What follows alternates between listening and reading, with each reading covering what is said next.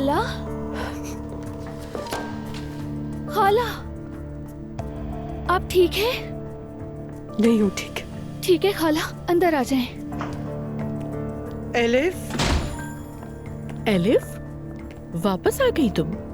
हाँ आ गई। दुआ ने फोन करके अब्बू के बारे में बताया तो मैं फौरन आ गई यहाँ। अब भी अब्बू ही के पीछे? नानी जान, अभी इन बातों का वक्त नहीं है। मैं अपना सारा सामान रखकर सीधी यहाँ आ गई हूँ। कोई मुझे बताएगा कि अब्बू कैसे और कैसी तबीयत है? रिलैक्स हो जाओ, फिक्र मत करो, वो बिल्कुल ठीक है। तुमने बात नहीं की? नहीं, यानी कॉल की थी मैंने।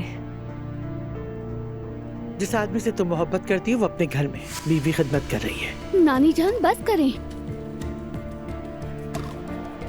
एक मिनट, दुआ ने तो कहा था वो हॉस्पिटल में है। हाँ, वो हॉस्पिटल में थे लेकिन अब घर चले गए हैं। घर से मुराद उनका अपना घर? और क्या तवक्को थी? मैंने तुम्हें समझाने की कोशिश की थी, मजाल है जो तुम समझो। क्या हो रहा है यार? खाला ऐसा कुछ नहीं है।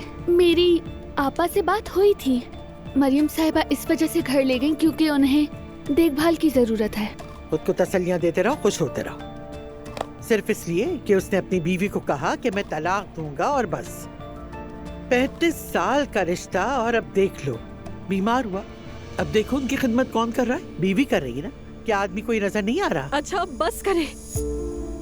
आप देख नहीं रही है कि मैं कितनी तकलीफ में हूँ? तुमने पहले क्यों नहीं सोचा ये सब कि जब सहोगी तो तुम्हें तकलीफ होगी? एलिफ रुक जाओ एलिफ, 1 मिनट बात सुनो मेरी। आराम से बैठ के बात तो करो ना। देखो हम सब बहुत गमगीन हैं। आप सब गमगीन हैं?